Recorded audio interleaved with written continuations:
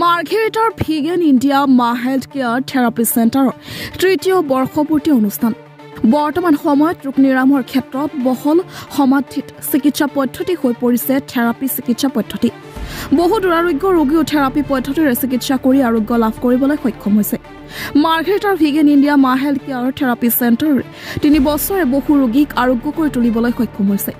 মাৰ্ঘেৰিটাস্থিত vegan India মা health care therapy চেণ্টাৰৰ বুধবাৰে তৃতীয় বৰ্ষপূৰ্তি অনুষ্ঠানটি স্থায়ী কাৰ্যালয়ত অনুষ্ঠিতভাৱে উদযাপন কৰা হয় বৰ্ষপূৰ্তি অনুষ্ঠানৰ সৈতে সংগতি ৰাখি মাৰ্ঘেৰিটা স্থানীয় বহু কেইগৰাকী গণমান্য ব্যক্তিক ভিগেন ইণ্ডিয়া মা হেল্থ কেয়াৰ থেৰাপি চেণ্টাৰৰ তৰফৰ পৰা আনুষ্ঠানিকভাৱে সম্বৰ্ধনা জনোৱা হয় উক্ত কাৰ্যসূচীত প্ৰতিষ্ঠানটোৰ নৰ্থ ইষ্টৰ মাৰ্কেটিং ডাইৰেক্টৰ ৰে বৰুৱা আৰু এৰিয়া মেনেজাৰ হেমজ্যোতি মৰাণৰ লগতে মাৰ্ঘেৰিটাস্থিত ভিগেন ইণ্ডিয়া মা হেল্থ কেয়াৰ থেৰাপি চেণ্টাৰৰ কৰ্মচাৰীসহ অঞ্চলটোৰ বহুসংখ্যক গণমান্য ব্যক্তিও স্থানীয় ৰাইজ উপস্থিত থাকে মাৰ্ঘেৰিটাৰ পৰা মৃদু বৰুৱা ৰিপৰ্ট নিউজ 24 আপডেট বিশেষকৈ আজি মাৰ্ঘেৰিটাৰ তৃতীয় বাৰ্ষিক প্ৰতিষ্ঠা দিৱস ভিগেন ইণ্ডিয়া আৰু এই ভিগেন ইণ্ডিয়াৰ তৃতীয় বাৰ্ষিক প্ৰতিষ্ঠা দিৱসত আমি এখনি মুকলি সভা আয়োজন কৰা হৈছে আৰু যথেষ্টখিনি ব্যক্তি আহি এই সভাত উপস্থিত হৈছে বিশেষকৈ এই সভাৰ উদ্দেশ্য এই যে ভিগেন ইণ্ডিয়াই কেনে ধৰণে মাৰ্ঘেৰিটাত আসলতে স্বাস্থ্য সেৱা কৰি আছে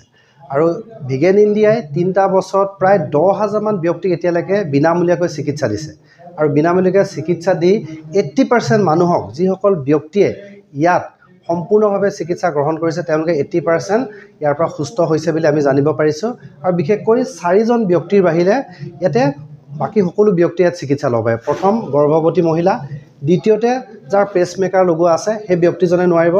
আৰু তাৰ পাছতে যাৰ জণ্ডিছ হৈ আছে তেওঁ নোৱাৰিব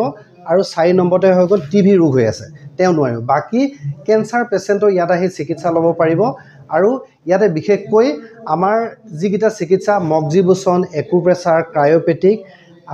FRS আৰু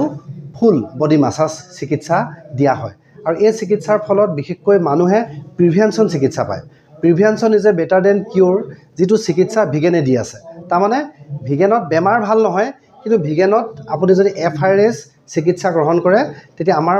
মানুহৰ শৰীৰৰ সিস্টেমবিলাক ভাল হয় আৰু বিশেষকৈ 3টা সিস্টেম ব্লাড নাৰ্ভ আৰু বডি টেম্পাৰেচাৰ এই 3টা যদি সিস্টেম আমাৰ ঠিক হৈ থাকে আমি পেৰালাইসিছৰ পৰা বাচিব পাৰিম আমি হাৰ্ট এটেকৰ পৰা বাচিব পাৰিম লিভাৰ কিডনি বা শৰীৰৰ যিকোনো সমস্যাৰ পৰা আমি বাচি থাকিব পাৰিম আৰু সেইকাৰণে আহক ভিগেন ইণ্ডিয়া